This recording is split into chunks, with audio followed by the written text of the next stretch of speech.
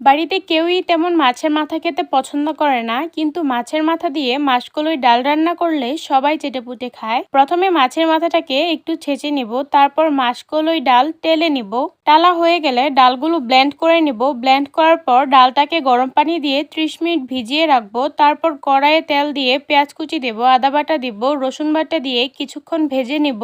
তারপর লবণ দিব, হলুদ দিব, মরিচ দিব, গরম মশলা দিব, জিরে গুঁড়া দিব, সামান্য পানি দিয়ে মশলাটাকে কষিয়ে নিব। মশলা কষে এলে মাছের মাথা দিয়ে দিব, তারপর ভিজিয়ে রাখা ডাল দিয়ে দিব, তারপর কিছুটা পানি দিয়ে 15 থেকে 20 মিনিট রান্না করব।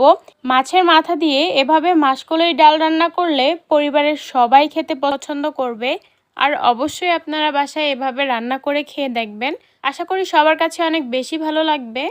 আর ভিডিওটা ভালো লাগলে অবশ্যই লাইক আর সাবস্ক্রাইব করে দিবেন।